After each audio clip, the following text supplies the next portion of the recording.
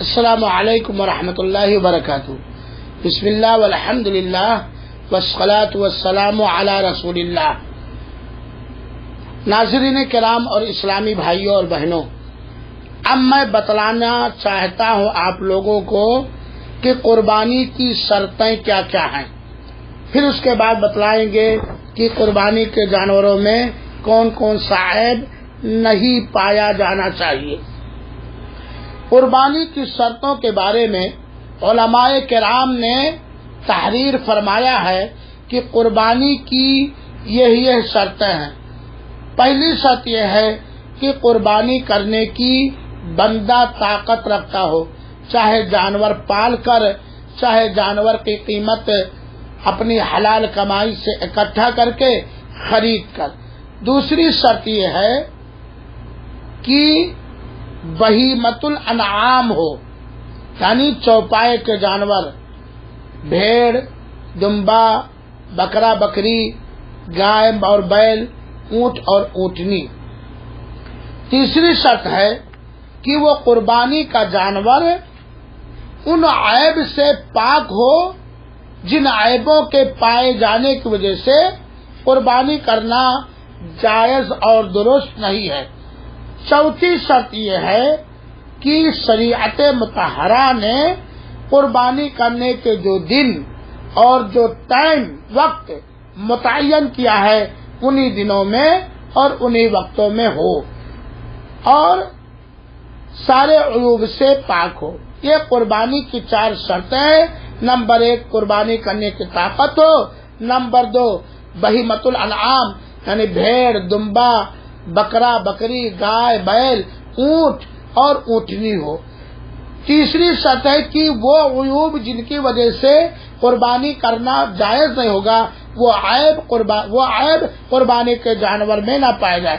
چوتھی شرط کہ علماء کرام نے جو قربانی کے لیے اللہ کے رسول اکرم صلی اللہ علیہ وسلم نے جو قربانی کرنے کا وقت متعین کیا ہے انہی وقتوں میں انہی دنوں میں قربانی کی جائے۔ اور سب سے پہلی شرط آپ کو معلوم ہونا چاہیے کہ قربانی کرنے میں اخلاص ہو، ریاکاری اور دکھاوا نہ ہو۔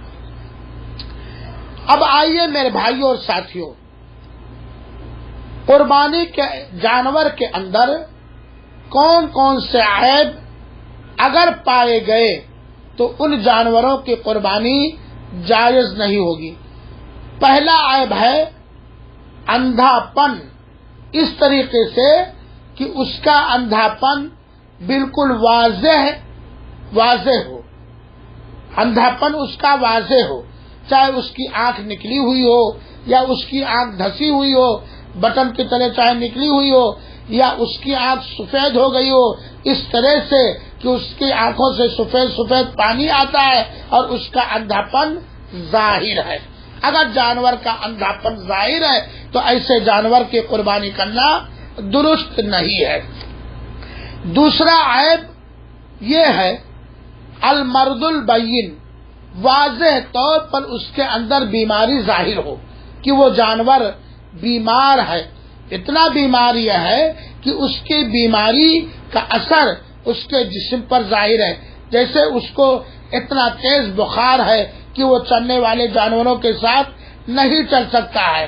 اسی طریقے سے اس کے اندر کوئی اور ایسی بیماری ہو جو بیماری بالکل ظاہر ہو، واضح ہو، ایسے بیمار جانور کی قربانی کرنا جائز نہیں۔ جیسے مثال کے طور پر قربانی کے 1 دن سے پہلے اسے لوز موشن آنے لگا، بار بار پاخانہ کر رہا ہے اور وہ بیٹھ بھی نہیں پا رہا، چل بھی نہیں پا رہا، کھا بھی نہیں پا رہا، تو ایسے جانور کی قربانی کرنا صحیح نہیں ہے۔ اسی طریقے سے وہ لنگڑا جانور جس کا لنگڑا پن ظاہر ہو، وہ لنگڑا جانور جس کا لنگڑا پن ظاہر ہو، تو اگر لنگڑا پن ظاہر ہے تو اس کی قربانی بھی کرنا صحیح نہیں ہے۔ چوتھی چیز کہ وہ اتنا کمزور ہو، اتنا لاغر ہو، اتنا دبلا پتلا ہو کہ اس کی ہڈیوں میں گوشت ہی نہ ہو۔ تو یہ 4 عیب یا اس طرح کے دوسرے عیب پائے گئے تو ایسے جانور کی قربانی کرنا درست اور صحیح نہیں ہے. جیسا کہ اللہ کے رسول اکرم صلی اللہ علیہ وسلم فرمایا کہ قربانی کے جانور کے اندر 4 عیب نہیں ہونا چاہیے. الارجاء البین دلعها، وہ لنگڑا جس کا لنگڑا پن ظاہر ہو، وہ اندھا جس کا اندھا پن ظاہر ہو، وہ بیمار جس کا بیمار پن ظاہر ہو، وہ دبلا پتلا جانور جس کے ہڈی میں گودے نہ ہو، ایک دم کمزور ہو. یہ روایت موطا کی ہے اور روایت بیان کرنے والے برا بن عازب رضی اللہ تعالیٰ عنہ. تو اس حدیث سے صاف ظاہر ہوا کہ وہ جانور جن کے اندر 4 عیب پائے جائیں تو ان جانوروں کی قربانی درست نہیں. نمبر 1 جس جانور کا اندھاپن ظاہر ہو. نمبر 2 جس جانور کا جسمانی بیماری ظاہر ہو، واضح ہو. نمبر 3 وہ جانور جس کا لنگڑا پن ظاہر ہو. نمبر 4 وہ جانور جس کا دبلا پن ظاہر ہو کہ بکریوں کے ساتھ چل نہیں سکتا، ریوڑ کے ساتھ چل نہیں سکتا. یہ قربانی کے جانوروں میں یہ 4 عیب، یہ ان چاروں میں سے کوئی عیب پایا گیا تو اس جانور کی قربانی کرنا درست اور صحیح نہیں ہوگا. اگر کوئی کرے گا تو اس کی قربانی قبول نہیں ہوگی. یہ 4 عیب کے علاوہ وہ عیوب جو انہی 4 عیبوں کی طرح ہیں ان کی بھی قربانی جائز نہیں. جیسے کسی کا ایک ہاتھ ہی کٹا ہو، جیسے کوئی بھٹاندر ہو، جب بھٹک بھٹک کے چلتا ہو تو اس کی قربانی بھی جائز نہیں ہوگی. یہاں ایک مسئلہ اور میں واضح کرتا چلوں کہ بہت سارے لوگ کہتے ہیں کہ خصی بھی ایک عیب ہے، خصی کرنا ایک عیب ہے. لوگ کہتے ہیں دیکھیے خصی کرنا وہ عیب نہیں ہے جس عیب کی وجہ سے خصی کیے ہوئے جانور کی قربانی جائز نہ ہو. خصی کیے ہوئے جانور کی قربانی بلا شک و شبہ جائز ہے، کیونکہ صحیح حدیث کے اندر آتا ہے کہ اللہ کے رسول اکرم صلی اللہ علیہ وسلم نے 2 چتکبرے خوبصورت خصی کیے ہوئے بکرے کی قربانی کی ہے. اللہ کے رسول اکرم صلی اللہ علیہ وسلم کے بارے میں آتا ہے. اور یہ روایت ارواء الغلیل حدیث نمبر جلد نمبر 4 حدیث نمبر 360 ہے، جسے علامہ البانی رحمت اللہ علیہ نے صحیح قرار دیا. حدیث کے اندر آتا ہے ضحى رسول اللہ صلی اللہ علیہ وسلم بکبشین املحین موجوعین خصیین، کہ اللہ کے رسول اکرم صلی اللہ علیہ وسلم نے 2 خوبصورت خصی کیے ہوئے جن کا خصیہ نکال لیا گیا تھا اس جانور کی قربانی کی. تو میرے بھائیوں ساتھیوں، جب اللہ کے رسول اکرم صلی اللہ علیہ وسلم نے خصی کیے ہوئے بکرے کی قربانی خود کی ہے تو کون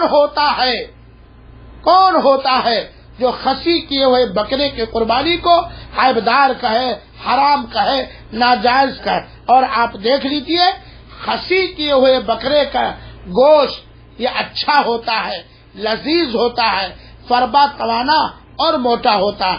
تو خصی کرنا عیب ہے لیکن وہ عیب نہیں ہے جس عیب کی وجہ سے قربانی کرنا جائز نہ ہو. کیونکہ اگر قربانی کرنا جائز نہ ہوتا تو ہمارے پیارے آقا جناب محمد صلی اللہ علیہ وسلم خود خصی کیے ہوئے بکرے کی قربانی نہیں کرتے. تو یہ 4 عیب ہیں یا ان جیسا کوئی بڑا عیب تو ان کی قربانی جائز نہیں ہے. میرے بھائیوں ساتھیوں، کچھ عیب ایسے ہیں جو ہلکے عیب ہیں، جن عیب والے جانوروں کی قربانی کرنا بہتر تو نہیں ہے لیکن اگر کوئی کر دے تو جائز ہے. عیب ہے، ہلکا عیب ہے، بہتر ہے کہ ان جانوروں کو بھی قربانی نہ کرے. قربانی کا جانور لیتے وقت بالکل دیکھ لے کوئی ظاہری اور باطنی عیب اس کے اندر نہ ہو، موٹا تگڑا ہو، توانا تندرست ہو، خوبصورت ہو. لیکن کچھ عیب ایسے ہیں کہ اگر قربانی کے جانور میں وہ عیب پائے جائیں تو قربانی نہ کرنا بہتر ہے. لیکن اگر کوئی کر لے تو اس کی قربانی انشاءاللہ العزیز ہو جائے گی. جیسے وہ جانور جس کے چھاتی میں تھوڑا بہت عیب ہے، چھاتی کانی ہے یا ٹیڑھی میری ہے یا آدھی کٹی ہوئی ہے تو نہ کرے تو بہتر ہے، لیکن کر لے تو اس کی قربانی ہو جائے گی۔ پیشتان چھاتی وغیرہ میں کوئی مرض یا بیماری ہے یا چھاتی میں کوئی عیب ہے۔ نمبر 3 چھاتی میں کوئی بیماری، نمبر 1 چھاتی میں کوئی عیب، نمبر 2 نمبر 3 وہ جانور جس کا سینگ ٹوٹا ہوا ہو یا حقیقت میں اس کے پاس سینگ ہی نہ ہو، جڑ سے ختم ہو، تو اس کی قربانی بھی کرنا جائز ہے، نہ کرے تو بہتر ہے۔ اسی طریقے سے وہ جانور جس کے کچھ دانت ٹوٹ گئے ہوں، آدھے دانت یا دانت کا کوئی حصہ ٹوٹ گیا ہے، پورا نہیں ٹوٹا ہے، ٹوٹ گیا ہے، تو ایسے جانور کی قربانی نہ کرنا بہتر ہے، لیکن اگر کوئی کر لے تو جائز ہے۔ اسی طریقے سے وہ جانور جس کے کان میں لمبائی یا چوڑائی یا بیچ میں چھید ہے، لمبا پھٹا ہے یا چوڑا پھٹا ہے یا بیچ میں چھید ہے، تو ایسے جانور کی قربانی نہ کرنا بہتر ہے، لیکن اگر کوئی کر لے تو اس کی قربانی انشاءاللہ العزیز ہو جائے گی۔ نمبر 7 وہ جانور جس کے جسم میں کوئی سوجن ہو، ہوتے ہیں بعض جانور کی گوشت کہیں کہیں پھول آتا ہے، ایسے جانور کی قربانی نہ کرنا بہتر ہے، لیکن اگر کوئی کر لے تو قربانی ہو جائے گی۔ اسی طریقے سے اس جانور کی بھی قربانی کرنا جائز، نہ کرنا بہتر ہے لیکن کرنا جائز ہے، جس کے کان جڑ سے اجڑ گئے ہوں، یہاں تک کہ اندرونی حصہ دکھ رہا ہو، کان کا اندرونی حصہ دیکھ رہا ہو، ایسے جانور کی قربانی کرنا مکروہ اور ناپسندیدہ ہے، لیکن اگر کوئی کر لے تو قربانی انشاءاللہ العزیز ہو جائے گی۔ اسی طریقے سے وہ جانور جس کی سینگ جڑ ہی سے اجڑ گئی ہے، اکھڑ گئی ہے، غائب ہو گئی، تو ایسے جانور کی قربانی نہ کرنا افضل ہے، لیکن اگر کوئی کر لے تو اس جانور کی بھی قربانی ہو جائے گی۔ اسی طریقے سے وہ جانور جس کی بینائی کمزور ہے، اندھا نہیں ہے کہ اندھا پن ظاہر ہو، یا بھٹا اندھر جس کو ہمارے یوپی کے بھاشا میں کہتے ہیں، بھٹا اندھر ہو یا بھینڈا ہو، مینڈا ترچھا تاکتا ہو، تو ایسے جانور کی قربانی نہ کرنا بہتر ہے، لیکن اگر کوئی کر لے تو انشاءاللہ العزیز قربانی ہو جائے گی۔ اسی طریقے سے وہ جانور جو بہت ہی زیادہ کمزور نہیں ہے کہ بکریاں چلی گئی 1 میل آگے اور وہ پیچھے ہلکا دبلا ہے، تو اس کی قربانی نہ کرنا بہتر ہے، لیکن اگر کوئی کر لے تو ہو جائے گا۔ اگر بکرا 12 کلو 13 کلو کا وزن گوشت نکلتا ہے، وزن خالص گوشت، تو ایسے بکرے کی قربانی جائز ہے۔ اسی طریقے سے وہ جانور جو دن میں دیکھتا ہے لیکن رات میں نہیں دیکھتا، یہ ایک عیب ہے، ایسے جانور کی قربانی نہ کرنا بہتر ہے، لیکن اگر کوئی کر لے تو کوئی بات نہیں ہے۔ اسی طرح بھینڈے جانور کی جو بھینگا ہے، یعنی ترچھا تاکتا ہے، ایک آپ کو تاکتا ہے، دوسرے کو تاکتا لگتا ہے آپ کو تاک رہا، ایسے جانور کی قربانی نہ کرنا بہتر ہے، لیکن اگر کوئی کر لے تو ہو جائے گا۔ اسی طریقے سے وہ جانور جس کے آنکھ کی کمزوری کے ساتھ ساتھ اس کا آنسو بہتا رہتا ہے، آنکھ ہلکی کمزور ہے اور کمزوری کی وجہ سے اس کے آنکھ سے برابر آنسو بہتا رہتا ہے، تو ایسے جانور کی قربانی نہ کرنا بہتر ہے، لیکن اگر کوئی کر لے تو انشاءاللہ العزیز اس کی قربانی ہو جائے گی۔ اسی طریقے سے کوئی جانور ہے جو فطری طور پر کان کا چھوٹا ہے، چھوٹے چھوٹے کان ہیں، جیسے ہمارے انڈیا اور پاکستان میں اصلی ببری ہوتے ہیں، ان کے چھوٹے چھوٹے کان، بہت چھوٹے، تو بہت چھوٹے کان کے جانور کی قربانی کرنا جائز ہے، اس میں کوئی حرج نہیں ہے۔ اسی طریقے سے وہ جانور جس کا کان آگے سے کٹا ہوا ہے، وہ جانور جس کا کان آگے سے کٹا ہوا ہے اوپر، تو اس کی قربانی کرنا جائز ہے، نہ کرے تو بہتر ہے۔ اسی طریقے سے وہ جانور جس کا کان پیچھے سے کٹا ہے، اس طرح کہ وہ لٹک گیا ہے، ہاں، تو پیچھے سے کٹ کے لٹک گیا ہے، تو ایسے جانور کی قربانی نہ کرنا بہتر ہے، لیکن کر لے تو کوئی حرج نہیں۔ اسی طریقے سے وہ جانور جس کا کان پھٹا ہوا ہے، چوڑائی میں یا لمبائی میں اس جانور کی قربانی نہ کرنا بہتر ہے، لیکن اگر کوئی کر لے تو اس میں کوئی حرج نہیں ہے۔ یہ سارے عیوب تفصیل کے ساتھ میں اس لیے بتا رہا ہوں تاکہ قربانی کے جانور کو خریدتے وقت ہم سارے عیوب کو دیکھ لیں۔ اسی طریقے سے اس جانور کی قربانی جس کی سینگ جمی ہی نہیں ہو، جس کو ہم لوگ مندی کہتے ہیں، اس جانور کی قربانی نہ کرنا بہتر ہے، لیکن اگر کوئی کر لے تو اس کی قربانی انشاءاللہ العزیز ہو جائے گی۔ اسی طریقے سے وہ جانور جس کی ناک کٹی ہوئی ہے، ناک کٹ گئی، پچ گئی، تو اس جانور کی قربانی نہ کرنا بہتر ہے، لیکن کر لے تو انشاءاللہ العزیز اس کی قربانی ہو جائے گی۔ اسی طریقے سے وہ جانور جس کی سرے سے زبان ہی نہیں ہے، اللہ نے اس کے منہ میں زبان کو پیدا ہی نہیں کیا، وہ کھا لیتا اللہ کی دی ہوئی طاقت کے ذریعے، تو ایسے جانور کی قربانی نہ کرنا بہتر ہے، لیکن اگر کوئی کر لے تو انشاءاللہ العزیز اس کی قربانی ہو جائے گی۔ اسی طریقے سے وہ بکری یا گائے یا اونٹ جس کا تھن سوکھ گیا اور اس کے تھن میں دودھ ہی نہیں ہے، بالکل سوکھ گیا ہے، تو اس سے جانور کی قربانی نہ کرنا بہتر ہے، لیکن اگر کوئی کر لے تو اس میں کوئی حرج نہیں ہے۔ اسی طریقے سے وہ جانور جس کے سرے سے پونچھ ہی نہیں ہے یا پونچھ کٹ گئی ہے، دم ہی نہیں ہے یا دم کٹ گئی ہے، ایسے جانور کی قربانی نہ کرنا بہتر ہے، لیکن کر لے تو ہو جائے گا، یہ مکروہ عیوب میں سے ہے۔ اسی طریقے سے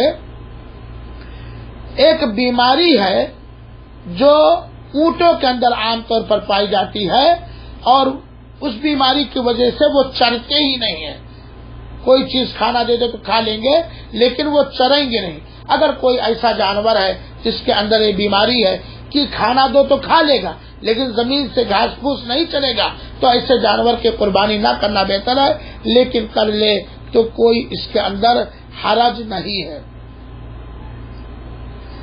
اسی طریقے سے ایک عیب ہے بکریوں میں عام طور پر پایا جاتا ہے کہ بسا اوقات ان کے بدن ڈھیلے پڑ جاتے ہیں، ان کے بدن بالکل ڈھیلے پڑ جاتے ہیں اور وہ بکریوں کے ساتھ چل نہیں پاتا، گھوم نہیں پاتا۔